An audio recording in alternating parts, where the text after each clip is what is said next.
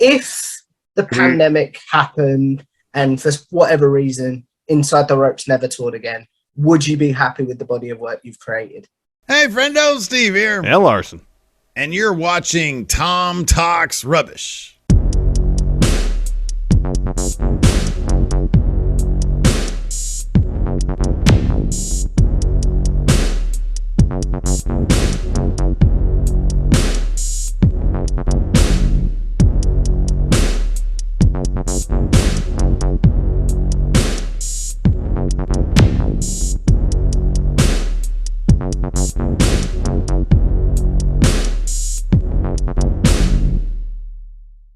If I press the record button.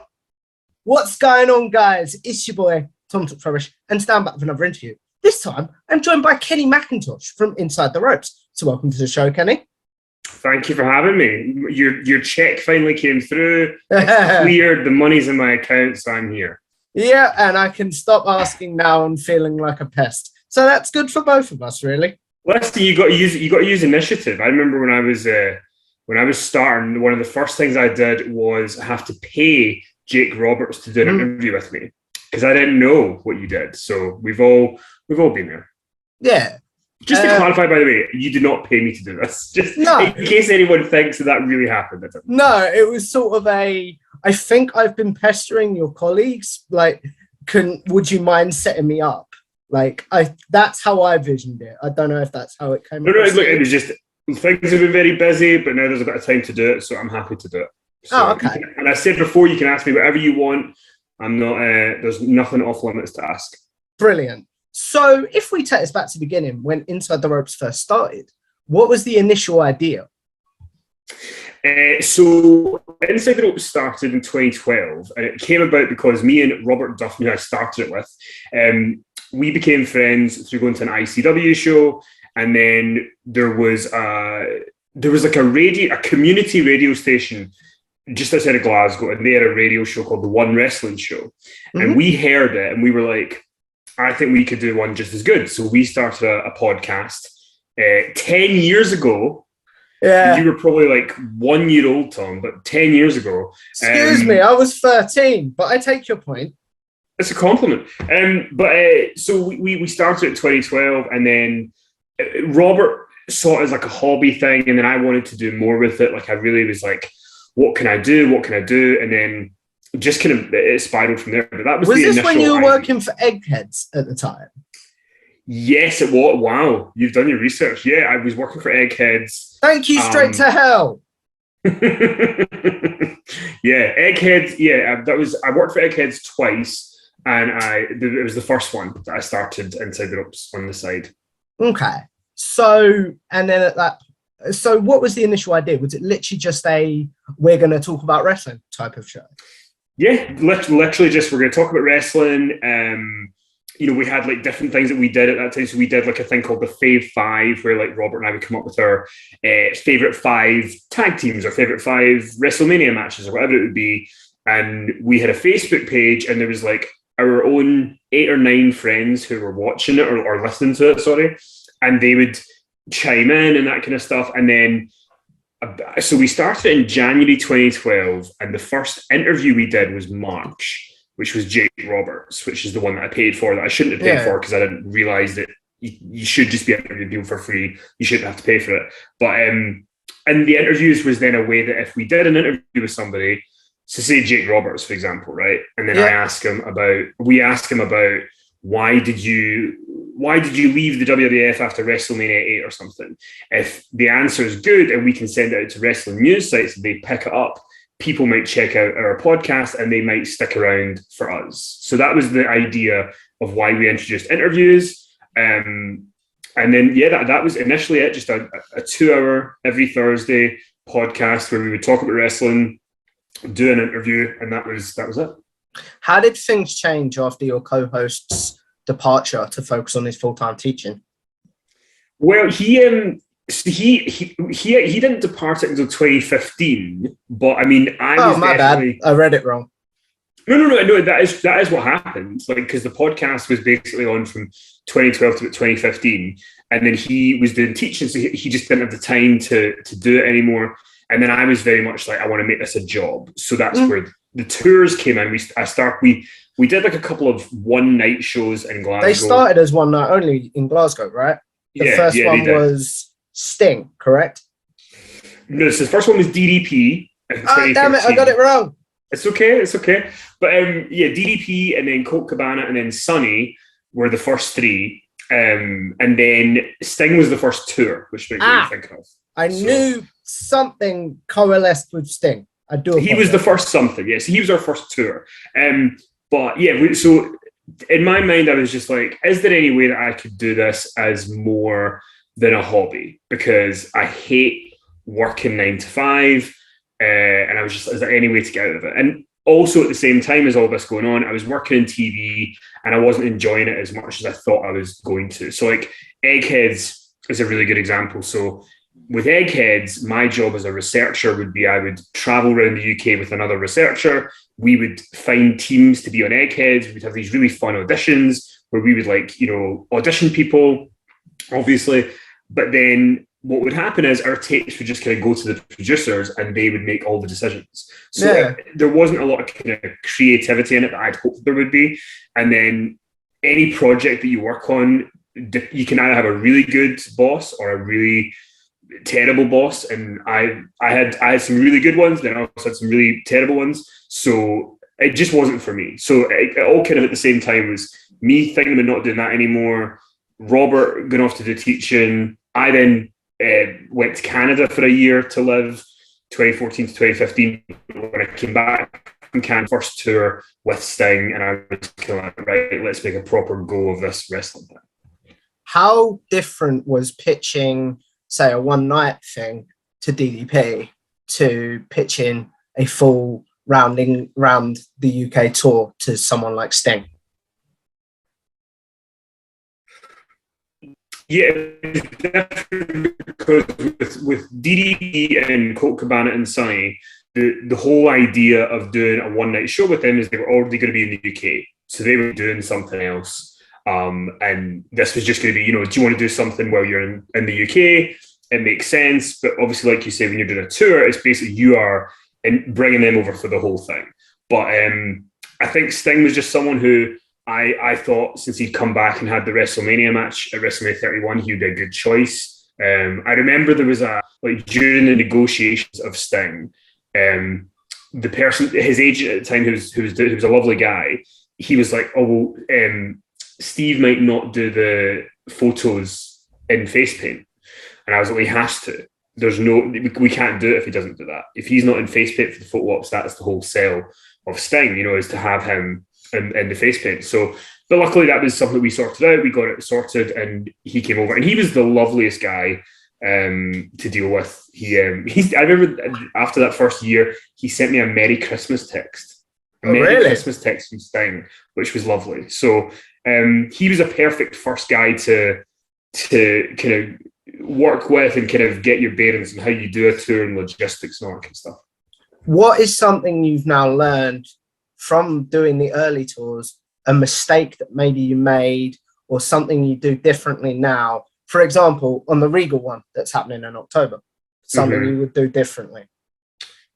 I think delegating stuff to more people is something that I've learned to do that I wasn't very good at doing at the start, because I'm very aware that if something happens and it's inside the ropes, that it's on me. And that I'm the face of it. So if something, if an article goes up on the website and there's a title that's like really controversial, I'm aware that might come back to me, even though officially it doesn't. But delegating stuff was hard, but I did learn to do it.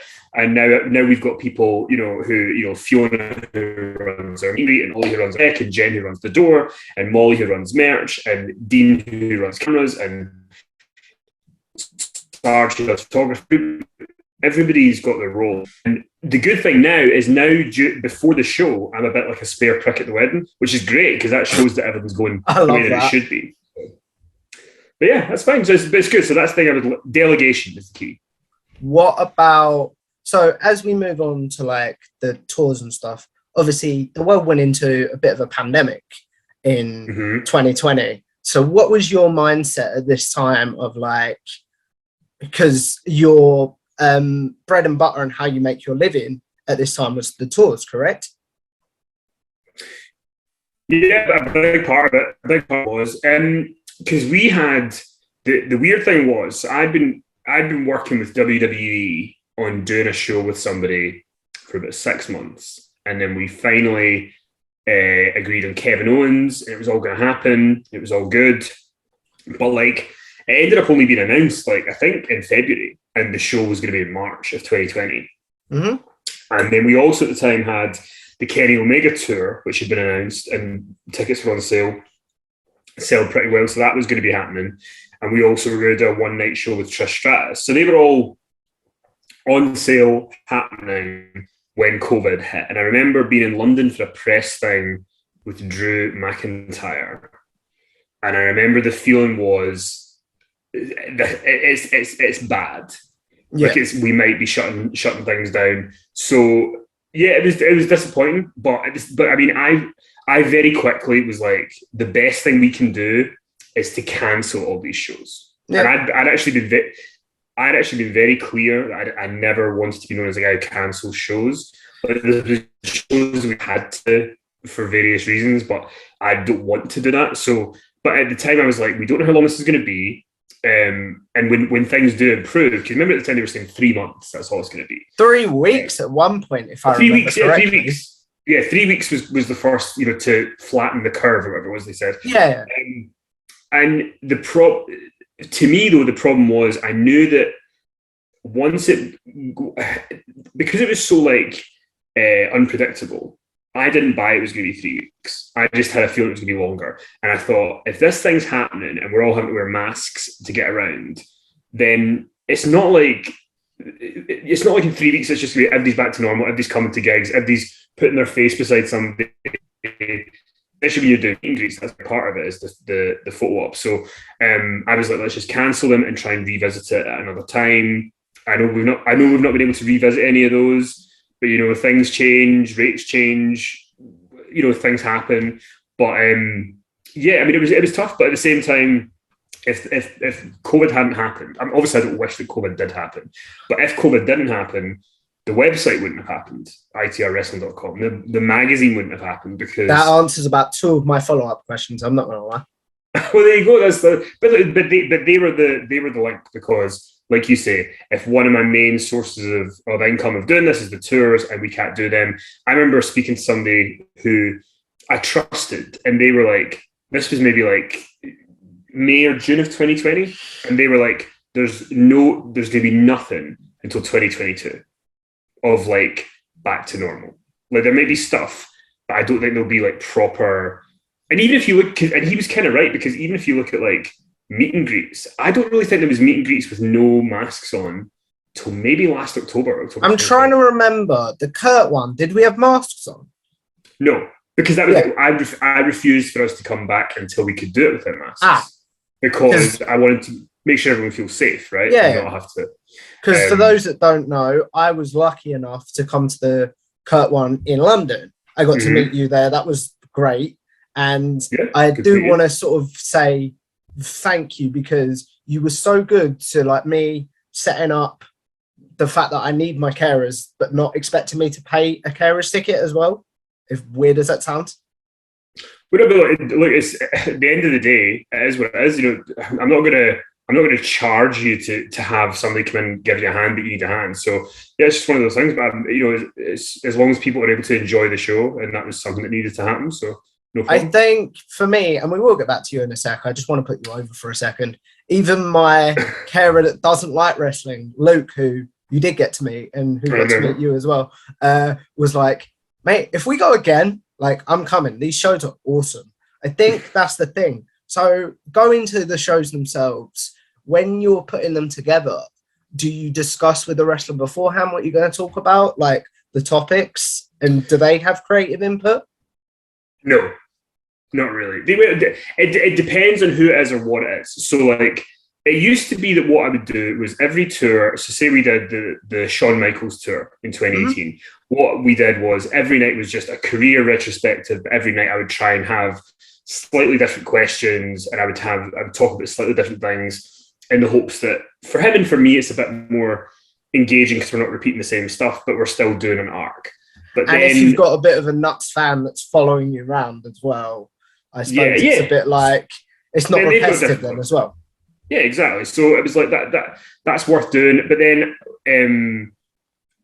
I think Bret Hart was the first one we did it with in 2019, where we did different topics every night.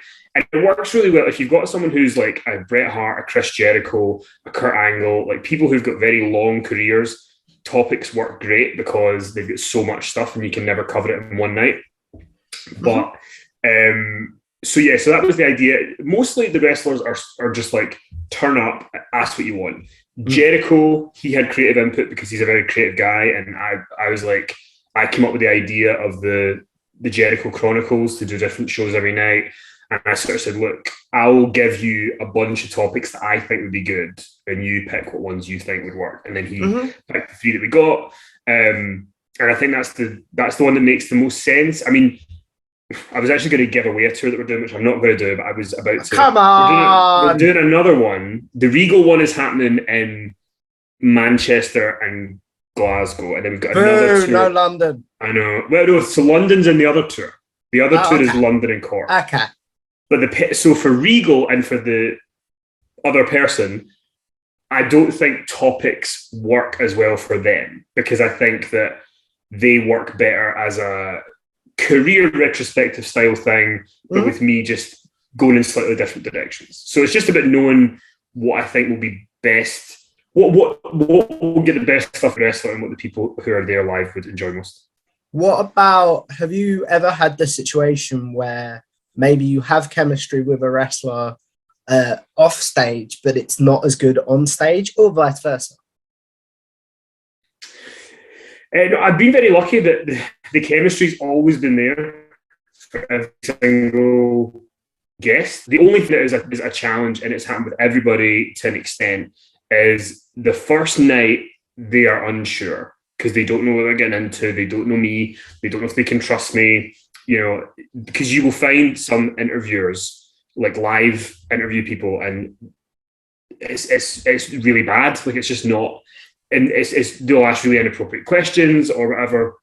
So the first night's usually them sussing me out, and then by night 2, it's completely relaxed. What is your routine to get into that sort of performance mode, I'll say? Because at the end of the day, where it's live, you are performing. So what is like your routine to get into almost the Kenny interview character? I mean, I don't think of it that way, but I know what you mean. I mean, the way that I get into doing it on stage is that I need to remind myself constantly that, like, whatever I've got on the paper, I might have to throw out at any point, because the questions I've got might not work. The thing I want to talk about might not work. So I need to remember that. I always make sure I have a double vodka to take on stage with me to calm the nerves a wee bit. That what helps. Was in that glass. That explains a lot. Double vodka Diet Coke in a pint glass. So, yeah. Some people have actually got to a point where now they know that's what I drink and they bring them up to me, which is very nice, but I need to watch, because what I don't want to do is have had 2 or 3 of them before I get on stage. Have you been pissed on stage? Yes. The worst one, and this was not my fault. This was not. It sounds like this is going to be my fault, but it's not my fault. So we were in Dublin with Cody and Brandy Rhodes in 2018, and the local promoter. So I'd had a double vodka, and I was sipping away at it, and I finished it in about 45 minutes. That's how long it took me to drink it, which was quick. So somebody went and got the glass to try and refill it for me, because the people who I work with are very nice and bring me drinks, and I appreciate it. And then I got this drink brought back, and it tasted very, very different. So if you imagine, like, if this cup that I've got is a pint glass, right? Yeah. So usually you would have, this is about a double, right? Yeah, that's about a double, and then the rest is Diet Coke. This pint that I had been given, the second one, was this much vodka. Oh, no. And this much Diet Coke. So I tried to drink it, and then there's a clip that's on YouTube, actually, of Cody talking about The Undertaker at the Royal Rumble, and Ollie, our production manager, has done wonders to edit that clip, because there's a bit in where I'm going to ask the question where live I was pissed, but he edited it out so you don't see it, so there's no need for anybody to know. But that was my that's the only time I've been really like pissed. But after that, I felt really bad about it, because I was like, it's not professional, it's not funny. I shouldn't let's be. not do that again, sort of thing. No, I know it was. I knew it was a joke. I'd laugh at it, but it was like, at the end of the day, people paid money. Luckily, I was able to get through it because I was Scottish, so we're all alcoholics. Yeah, most of us were recovering. So, yeah.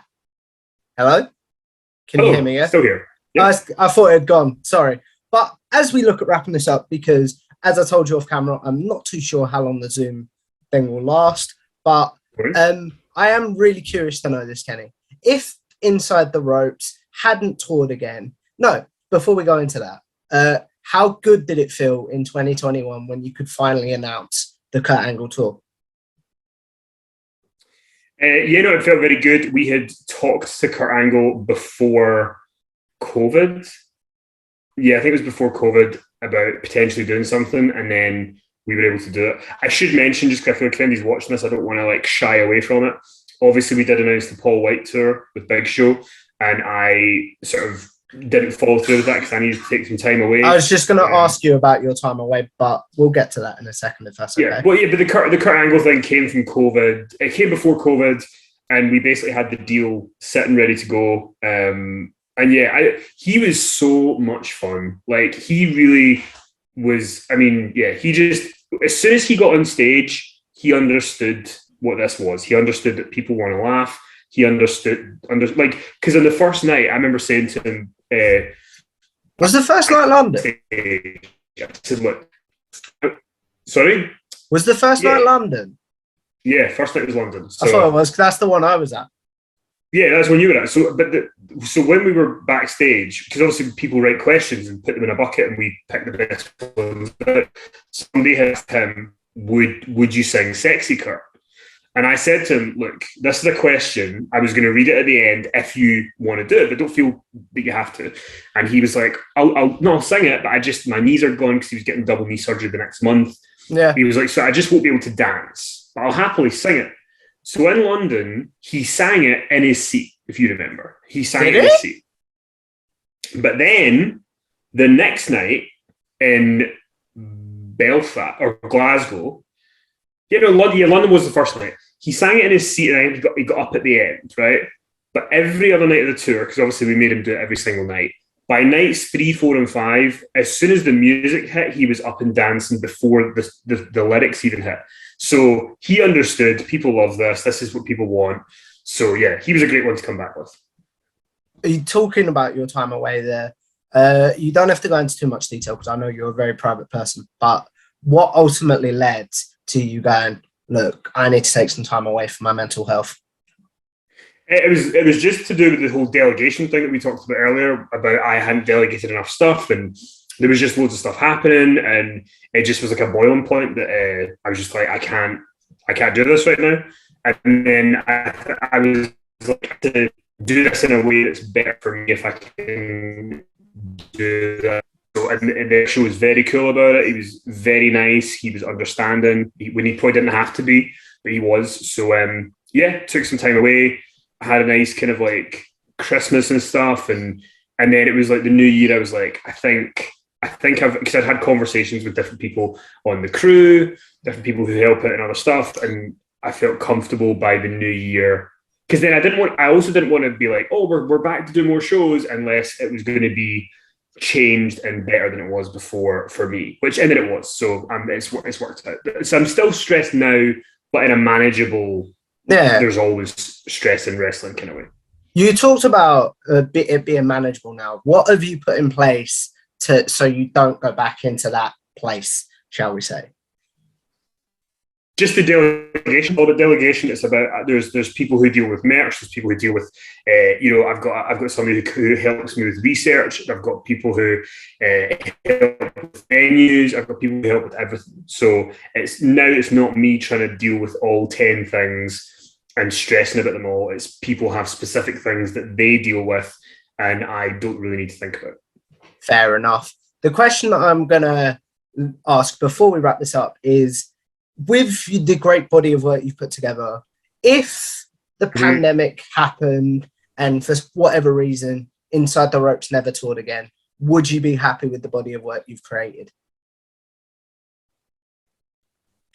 Yeah.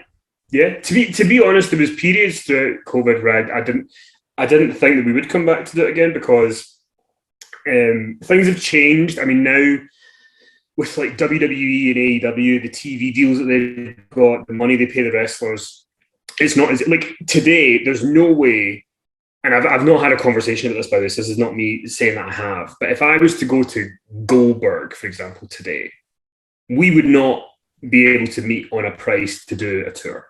Yeah. I was lucky that I did it at a point where wrestlers were open enough to do certain things, because that was where the market was. The market's changed. So I was very aware that we might not come back. I mean, if it had been right after the Undertaker one, I probably wouldn't have been happy to stop there. But given that we came back and did Bret Hart, and then we did JR and Conrad in February of 2020 before COVID, I would have been happy with that. But then, we've come back. We did the Kurt Angle tour, which really exceeded my expectations of how well it would do in terms. As someone that was there, it was amazing.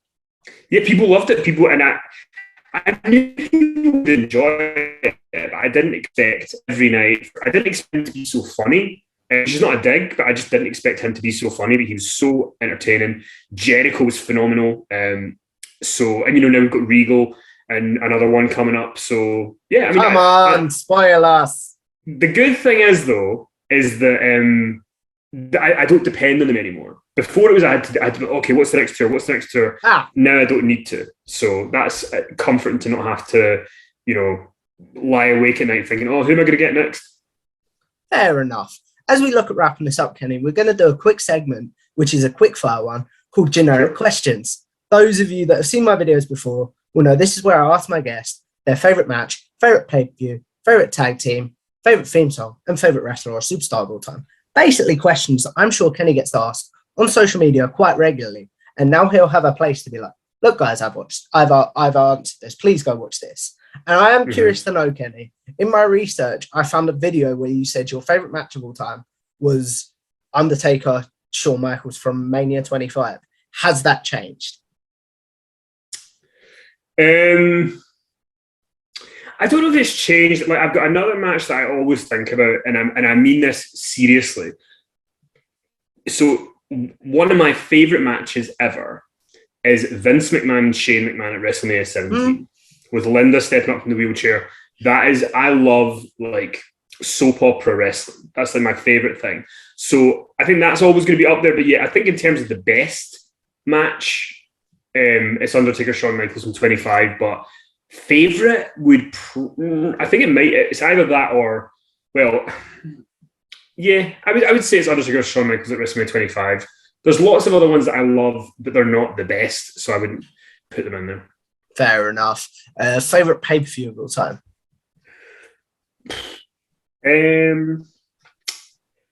I've got a couple. SummerSlam 89 was like my childhood pay-per-view, where Zeus was on it. Mattel just brought out that No Holds Barred set. That's one of my favourites. WrestleMania 17, obviously, is a great one. SummerSlam 2002 is amazing. And ECW One Night Stand from 2005, which I didn't even watch the original ECW, but that's an amazing pay-per-view. 2006 isn't that shabby either. I'm just going to throw that out there. Favourite tag team of all time? The Hart Foundation or Demolition. That's it's always between them. Favourite theme song, like as in wrestler's theme of all time? Oh, God. I don't prep people on these questions. I really think I should. you get an easier answer. I don't know if I have one. I'll just list to you the ones that come to my mind as favourites. I love Legion of Doom's theme. I love Demolition's theme. I love Bret Hart's like 94 to 97 theme. And I love... I actually have a real soft spot for Steve Austin's Disturbed theme. Is that the one that he had, I think when he was a heel, right? Yeah, it's the one that he had at WrestleMania 17. Yes. Yeah. So, yeah, there's a few. Fair enough. And then as we wrap this up, favourite superstar of all time? I mean, the real answer is Hulk Hogan, but I feel like that's like a bad answer to have now because of his real life stuff. If it wasn't Hulk Hogan, it would either be Bret Hart or Randy Savage. They're my two.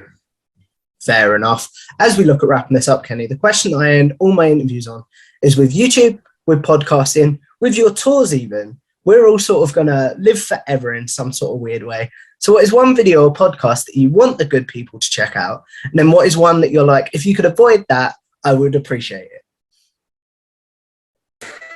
it? See, it's annoying because I'm thinking of one video, but it's a video on what culture, and I don't really want to send people there. So I'm not to say that one. No, not because I don't like what culture, but I should be sending people to Inside the Ropes. Yeah. Well, no. So the what culture one, actually, go and search Paul Heyman what culture WrestleMania 32. It's an interview that I did with Paul Heyman, and it was 6 a.m. when this happened, and I'm not a morning person, and I'd been out drinking till about 1 a.m, so I was not very fresh. And when you watch the interview, Paul Heyman is constantly trying to like rattle me, like just like trying to like stop me mid sentence or just like throw me off my flow. And I try to keep up with him, and I think I do okay. So I'm proud of that. In terms of Inside the Ropes, on Patreon, if you sign up for our Patreon at patreon.com/Inside the Ropes, Robert and I did a podcast called The Royal Ramble, where we went through an old Royal Rumble and we basically did a to read out all the names of who came out and what we thought of them. And it was very funny. And then tour-wise, I'd put any of the Chris Jericho nights that we just did up against anything. I think they were great. Jericho had come over with us before and did his one-man show. And then he was coming back to do our version of what we would do with my interviews. And he even said, I think the way you do them is great. So to have that validation from him was very good. I heard that in an Alex McCarthy interview for Inside the Ropes, actually. He was like, let's do it your way this time. That must have been really cool. And then anything I want people to avoid.